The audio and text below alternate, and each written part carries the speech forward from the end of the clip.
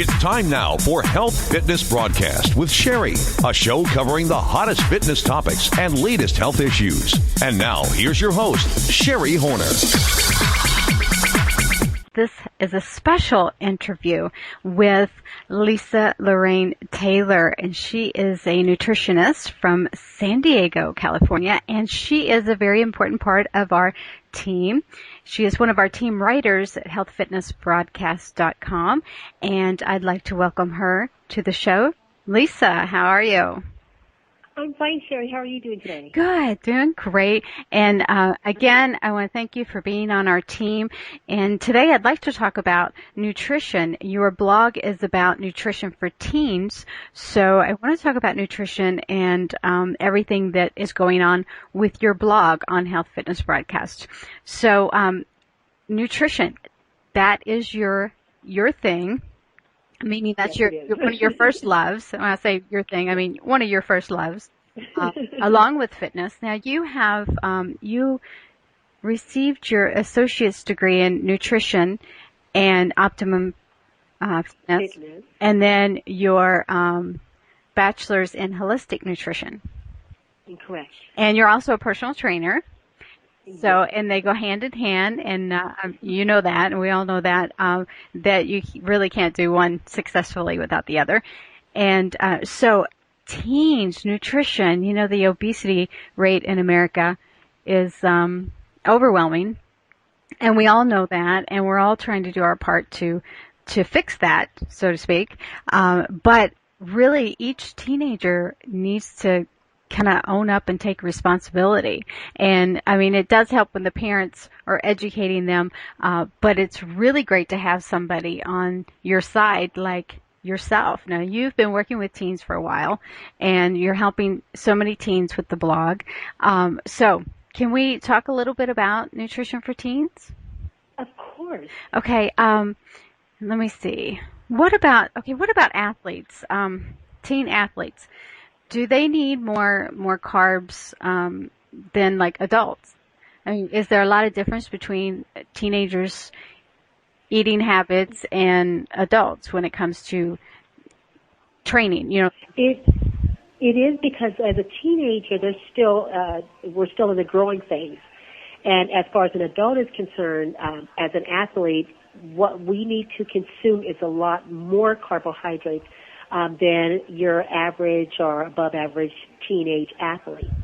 So what we want to do is make sure, beyond the carbohydrates, that we're getting in the proper carbs. And it depends on what the sport is. For if you're a runner versus you play lacrosse, if you're a swimmer, that would depend on your carbohydrate intake, how much you do need. But for the most part, a teen athlete will never need more carbohydrates than an adult athlete would. Okay. What about protein? You know, protein. Do a lot of teens get the wrong kind of protein, like the fast food hamburgers and? Yes, unfortunately, yes, they do. The best scenario for teenagers, and it does depend also on their age, body size, and their activity level. But for the most part, teenagers need between 40 and 50 grams of protein per day.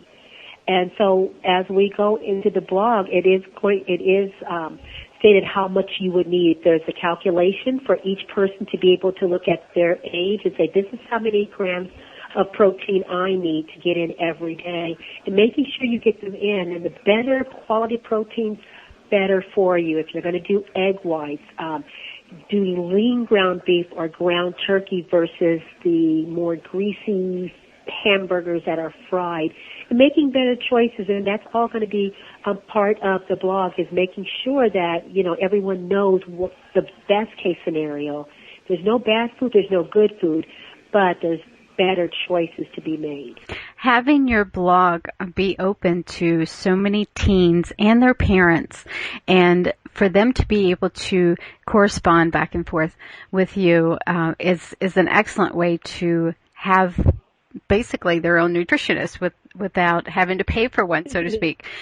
Yes. So you're a really great asset to Health Fitness Broadcast, and a really great resource for information for all the teens out there, whether they're a teen athlete or just the average teenager. What about breakfast for the average teen? You know, a lot of teenagers get up, they have a glass of soda. That's breakfast. That is what's even with my teenage clients, and I've had the youngest I've trained is 13. The oldest as a teenager is 18, 19. Excuse me. And that's the one thing I cannot stress enough is eating breakfast. And if you break it down to two words, break fast. You're breaking the fast of the night before. So if we have teens, and I have clients who want to lose anywhere between 20 pounds and 90 pounds, you have to eat breakfast, whether it's a smoothie, make it while you're getting dressed, some yogurt, some fresh fruit or frozen food. It keeps it cold longer, a little protein powder, a little orange juice, depending on what you want. And you can go wild with your smoothies that way. If you have time, some eggs, just get something in your body, because the longer you go without food, what happens is your body starts cannibalizing itself. And what that means is the longer you go without food, your body will eat the muscle instead of the body fat. Mm-hmm. So the thing is, every few hours you need to eat. And so from the night before, for instance, if you have dinner at 6 o'clock and you don't eat again until 11 a.m., but you're in school, you have PE, you're studying, you're doing all this stuff, and you're asking your body to go, but you're not feeding your body. It slows down. You start getting sluggish, you're tired, you're crabby, you're snapping at your friends, you're not as fast as you normally are because your body is running on fumes. Your body is like a car. It needs gas, it needs food, it needs energy to keep going. And you're asking your body to do so many wonderful things every day. Doesn't it deserve to be fed properly? Mm-hmm. Now you talk about the teens spending so much time at school on fast forward, go and especially using the brain and then switching gears into physical activity in PE class. But what would you suggest for a good healthy snack throughout the day? Because those teenagers are grabbing the candy bar out of their backpack or going to the vending machines, which have a lot of really good, delicious, not so nutritious things. So what would you suggest them maybe packing in their bag, something more of a healthy nature versus the things that are offered in the vending machines? Well, I would say this, and I have my clients do this all the time. Make a sandwich in the morning, split it in half, and put it in two separate baggies. So you get a little something in every 3 to 4 hours. Frozen fruit, it's fine because by the time you actually eat it, it'll be a little thawed out, but it's still nice and cold. And I know, from personal experience, vegetables, we got to really struggle on that. But let's make it fun. Maybe we can have some low-fat, non-fat kind of dressing to dip in there. If you're not into the carrots and the broccoli and all the stuff that we know we should be eating, but it's not that easy to do.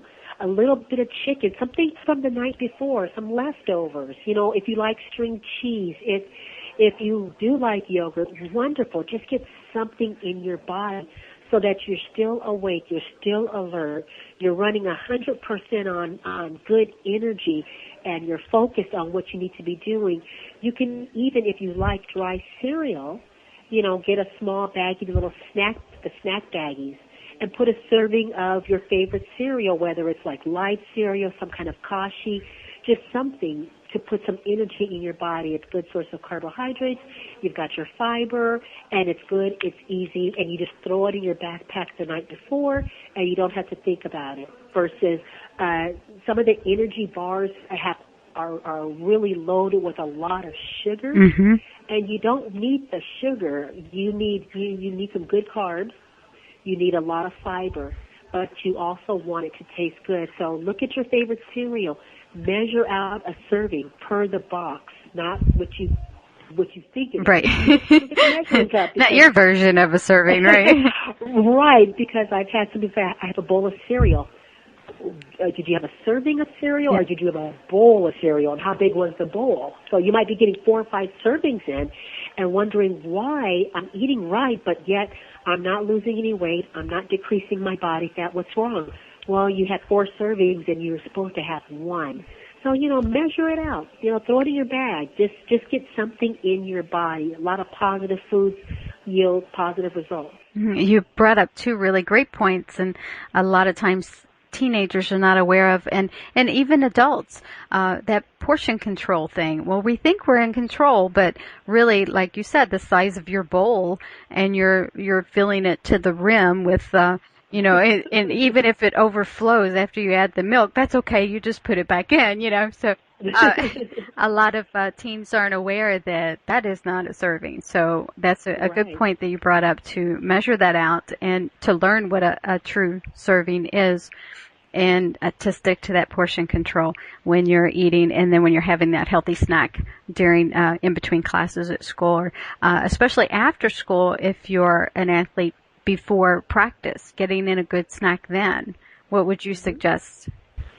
Well, it would depend on, again, what the sport is, because the thing is, if you're doing swimming or running, something more of a high-intensity workout, you don't want to eat, you want to eat at least minimally an hour before, because the last thing you want to do is jump in the pool with a full stomach, nor do you want to run on a full stomach. So you want something just light, just a little bit of food. And if you're going to have, say, for instance, a meal replacement shake, and there's a difference between a protein shake and a meal replacement shake. What makes a difference? Actually, it's the carbohydrates. Protein shakes tend to be high in protein, very low in carbohydrates, where a meal replacement shake has more carbs and less protein. They're both great. Just take a couple of sips just to put something in your body, just to fuel it up. And then after you're done, within a half an hour, then put something in your body a little bit more stronger. You get your good protein, get some vegetables, a salad with some chicken or a steak or, an open-faced burger. Just put something back in your body. This is all really great information, Lisa, and I want to encourage everyone to visit, parents and teens both, to keep visiting your blog on a regular basis for more and more great information. And I'm so glad that you mentioned about the protein bars being loaded with sugar, and someone mentioned before on the show that a lot of protein bars are just glorified candy bars. Yes, they are. There are some companies that make candy bars, and now they make protein bars, but it's still the candy bar from the same company. It's like, okay, that's a candy bar, protein bar, and you look at the serving, because it's always important to read the label, and it might have 500 calories. Mm-hmm. And you're like, really? You know what? For 500 calories, I can get in so much more food that's really good and really positive, and still feel good. So the portion control, very important, but you also want to make sure it's food that you like, because if you like the foods, you're going to stick with it. Mm-hmm. If you're just eating foods that someone said you should eat and you don't like it, you're not going to stick with it. Before the day is over, you're already trying to figure out how to modify your food intake, because you don't want to do it. It's just not there yet. Mm-hmm. I like what you said. Pick things that you like, but changing your taste that's also important too, isn't it? Because if you're a teen and you're used to the salty junk food and the sweet candy bars and the sweet sodas, and then somebody says, "Oh, stop eating that. Here, eat some carrots and an apple and some good protein," and they're like, "I don't like that." But so, what would you suggest about kind of changing your taste? Well, you know what? I have one of my clients. She likes potato chips a lot. So what I had to do is make a deal with her. Instead, she would have a potato, cut it very thin, and put it on, a cookie sheet, mm-hmm. and spray the cookie sheet with like Pam or whatever, some kind of non-stick thing. Mm-hmm. Put a little salt, pepper, throw in the oven. I said, there are your potato chips. Nice. You still have the flavor. If you can have, if you want something kind of sweet, then get a yam and cut that up. Yam fries are absolutely awesome. Aren't they? Yes. And you bake them, and they're kind of crunchy and they're sweet. So there are ways to get around that, because for the most part, when we eat certain foods, we have different cravings. Some people crave salty and crunchy, or smooth and creamy, or sweet and sour. So we look at, if you like something crunchy and you're used to potato chips, how can we still satisfy those urging without getting all of that extra fat into it? Mm-hmm. I like the way you put that. How can we satisfy that without the extra fat? Good way to put that. Right. I have another question for you, Lisa. I was thinking about teens and caffeine, and, with the coffee shops and the commercials on TV, and, if they're pushing lattes, and, and you see more teens, drinking these large, high calorie, high caffeine, products. And so what about caffeine consumption? I mean, should teens be drinking all that? I would honestly say no. And even though caffeine in its purest form is a plant, and, plants are good, the thing is that with the caffeine, and even for adults, I tell my adult clients this, you should never consume more than 300 milligrams maximum, which is considered safe for an adult. So you want to try to cut that down, the amount of caffeine, if you are already in that mode that you really like it. The reason is caffeine, one, it's a stimulant, and it's a drug. And if you've ever drank coffee or had maybe 3 or 4 sodas a day, and you stop drinking that many, all of a sudden you're like, wow, I wake up and I'm tired, my head's hurting, my stomach's hurting, I don't feel really well. Oh, I better have some coffee to feel better. You're going through withdrawals. I just think coffee is doing that to you. So is it really in your best interest? Because what happens is the more you drink coffee, the more you're looking for a certain effect. I need to wake up. I can't wake up without my coffee. But you can. You woke up for years without coffee.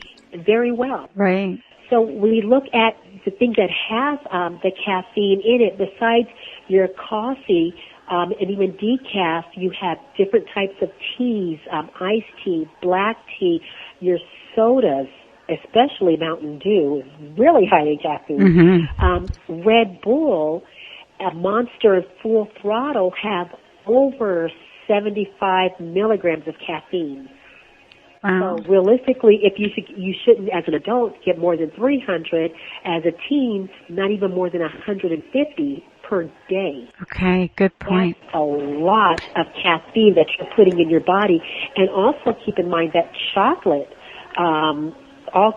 has caffeine in it too. A lot of over-the-counter and prescription medicine has caffeine in it. And you're wondering why you're just like vibrating. It's like, well, you know what? It gives you the jitters. You get restlessness, anxiety. You have problems sleeping, headaches, you get high blood pressure. Sometimes you feel like your heart rate is accelerating, like, oh my gosh, my heart is beating out of my chest. And it can be dehydrating, where you're always thirsty, so you're looking for something else, a sweet drink versus just water. And if you have a heart condition or asthma or anything like that, it can cause adverse side effects also. So the best thing is not to do it. The best case scenario, worst case scenario is try to cut down on it. Okay. And after like a week of going without it or decreasing it, you will find that you don't need it. Those headaches will stop, the sleepiness, because now you're putting your body back into its natural mode. Yes, the energy increases. So not too many lattes, and or no, cut them out completely. And I'm glad that you also mentioned the energy drinks too. Oh, yeah. They're everywhere. You get that energy, but it's the wrong kind of energy. What about late night snacking now? Teenagers, of course, love to stay up late and be on the computer watching TV or hanging out with friends and eat snacks a lot. So what about that? What could you suggest for them? Well, I would start off first with how are we defining late night? So say, for instance, if you ate dinner at 6 o'clock and you're feeling a little hungry about 9, 10, 11, okay, that can be normal because you're awake. So let's put some good food in your body, which is better proteins. You know, I found that if you have protein really dulls your appetite because protein is for building muscle. Your carbohydrates are your energy food. So if it's late night snacking, you don't want energy. You want something that is going to help rebuild and replenish the body. So like if you have, I'm always about egg whites, and you know some people don't like egg whites, so just to take one whole egg, get some cheese, get if you do 1/4 cup of popcorn, air pop preferably. It's rich in fiber. It's got protein, carbohydrates, fiber. It kills everything. And sometimes you're just snacking because it's hand-mouth thing. You're not really hungry. You just want something to nibble on. Air popcorn is phenomenal. It's great. And it's very low in calories. Good tip. But just put a little something. We're not going for a feast. Right. But your body is saying, hey, I need to put something in me because, if I don't, then I'm going to go from 6 o'clock until 11 o'clock the next day without anything. That's too long. So late night snacking is okay just a little bit. And once you start eating it, or a little bit of protein wrapped in lettuce or a little tomato or something, then give yourself another 15, 20 minutes and see how you feel. Am I still hungry? Or am I just nibbling because I'm bored? Right. Because there's nothing worse than eating because we're bored. We're just trying to find something to do with our time, so I might as well eat. Mm-hmm. Not only, not just teens, but adults do that too. Get in that habit of, nibbling when you're bored, like you said. Yeah. So I have a couple more questions about now. You're a nutritionist and you're a certified personal trainer also, and we talked at the beginning of the show about how they, of course, work hand in hand. What would you say would be the best type of cardio exercise to do for teens? Okay. Funny enough, the best cardio is the one that you're going to do. If you're in a gym, for instance, and you like to run on the treadmill or get on the elliptical or the step mill or the bike, that's the best exercise because that's the one you're going to commit to. If you like running outside or walking outside, that's the best thing you're going to do because you're going to commit to it. If you like taking classes or you have videos at home or you like to dance, perfect. You know what? Put some great music on, whether it's you make your own CD up. That's going to be your dance CD, and you're just going to dance, get the heart rate up, and feel great because there is no best exercise.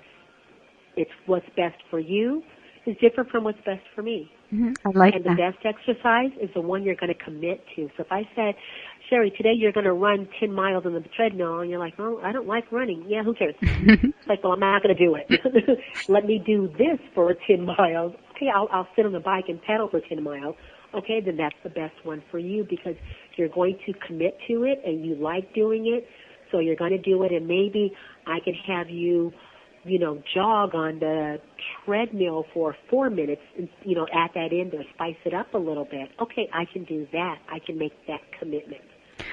I just love the way you talk, and I can see why you are so successful with teenagers because listening to you, you have a way that it doesn't seem complicated and it doesn't seem overwhelming, and it's everything that you've mentioned is doable, and I really like that. But what about weight loss or belly fat? What are a couple things that any teen can do, say right now, to lose weight or to lose belly fat?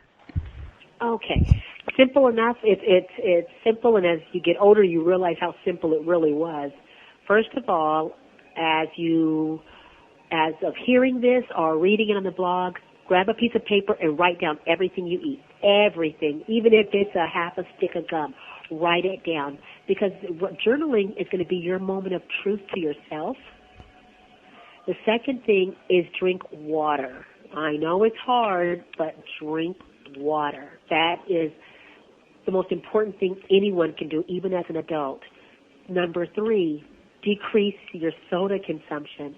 I had one of my 16-year-olds, she stopped drinking soda. We bartered, but she stopped drinking sodas for a month and lost 10 pounds. Excellent. And I thought, you know what? God, I should start drinking soda so I can stop drinking soda to see those results. and the sodas for your teeth and your skin and your bones, it just sucks the life out of you. If you decrease or eliminate sodas, even diet sodas from your diet, you will see results so fast.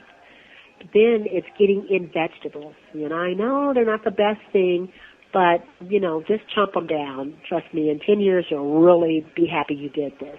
And getting in fresh fruit and decreasing fast food consumption. Even though they say it's grilled chicken or grilled beef or, still how much fat is involved in that. Mm-hmm. So it's just little things. It's not a do or die. It's not, if you don't do this, nothing will happen. It's just making small changes. Even if for the next 5 days, I'm just going to drink more water. That's the only commitment I'm going to make. I'm going to drink water. Okay, I'll drink water and write it down. Write it down. Journal. Yes. Yeah, because the thing is, I have even my adult clients, I struggle with getting them to journal what they're eating. And it's like, it's no big deal. While you're eating it, write it down. Yeah. Because that's your moment of truth to yourself. It's an eye-opener, right? Yeah. Oh, it's scary. Yeah, most people don't realize how much they're eating. They may say, oh, I don't eat that much. And when you see it in black and white, it's an eye-opener, definitely. Yeah. And for every person that says, I don't eat that much, and it's like, well, if you don't eat that much, you wouldn't need to lose 700 pounds. So you must be doing something, because we don't gain weight from lack of exercise. We gain weight because of what we're putting inside our body. So we just have to make some positive changes, modify it. Well, if you can't give up the soda, how about dropping down from, 20 sodas a day to 3. Mm-hmm. Humor me. Humor the trainer. Yes. and just making little changes that are doable. And once you start seeing those results, you're going to want to commit even more, because it's just human nature. When you're liking what you see and you like how you feel and your clothes fit the way you want them to, it's like, you know what? That really wasn't that hard to do. That's right. School's hard. Studying's hard. Making friends, hard. Eating, no, not too hard. Mm-hmm. Oh, I love, like I mentioned before, I love the way you put things. It's very simple and straight to the point. It's really not that hard. Before we go, I just want to say thank you again for being a special part of the Health Fitness broadcast team. You bring so much information through your blog to teens. And again, I want to encourage teens, their parents, and their coaches to visit your blog often and get some great tips and suggestions. And like you mentioned here today, there's a lot of great options, and it's really not that hard. Before we go, is there one last tip that you can give everyone to kind of run on, so to speak? I would say communicate. Email us, any questions that you have, because when you check out the blog and the questions and answers, a lot of stuff that maybe I will think about, or Sherry, you might not think about, but another teenager will, and you're like, well, you know what, she never mentioned that problem that we're having in school. So check back frequently and ask. Never be afraid to ask questions. There are no dumb questions, just really weird answers. Mm-hmm. And sometimes as adults, we forget that as a teenager, this is all new to you. And so our job and our responsibility as adults and in the fitness industry is to be there 100%. And we are your biggest cheering section. We will be there. We will cheer you on. Absolutely. Success, and figure out ways. If this doesn't work, hey, what about this? Let's try this, because for every way to get in shape and feel better and get more energy, there's another way for someone else. And we're going to be here for you. Communicate, as long as you ask. communicate. That is great. Yeah. It's time for us to go again, Lisa. I want to thank you, and everyone visit Lisa's blog on healthfitnessbroadcast.com covering nutrition for teens. Thank you again, Lisa. Thank you, Sherry.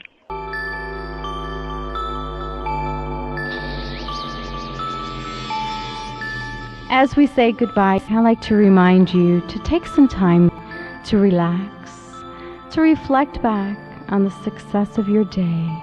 Enjoy that good, positive feeling of knowing you're doing everything you can to take care of your health.